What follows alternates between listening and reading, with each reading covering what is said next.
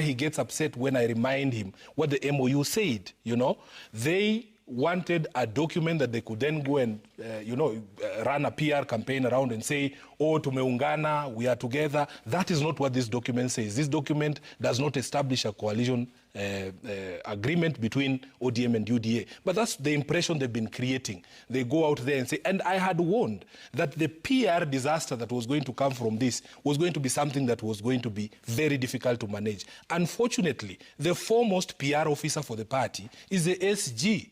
And that is where I'm saying there's difficulty that has come from this.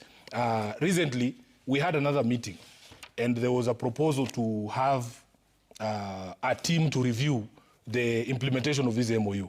I have asked respectfully that I be left out of that team because I have already declared this MOU dead. I have already done so publicly. So there is no point. I'm not a mortician.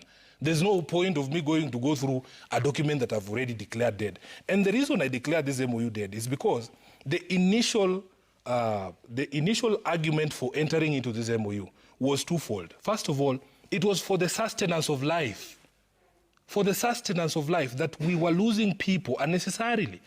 That can we all agree that this is not something we need to continue doing? We need to stop killing our people. That was the first argument. The second argument was the sustenance of the democratic state. So Ruto is getting his end of the bargain because the democratic state is being sustained at least until 2027. But our people are not getting there. They're still being killed. So on the day that Albert Ojwang dies in a police cell, to me, this agreement is dead because it doesn't matter what else you do, Albert will not be able to enjoy that. Okay. You know? Let me ask you this. Yeah. Have you told this to your party leader? I have. I have spoken with Baba. I have explained to him my frustrations, the difficulties of having to explain what we are doing with this rogue regime, the confusion that has come upon my mind because this is not what I was taught. You know, me, I don't know how I can explain. Because I've told you I've only known one leader. I've only known one political party.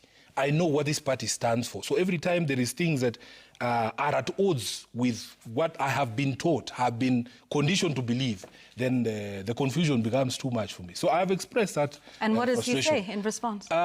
So there is many private conversations, the details of which that I cannot share.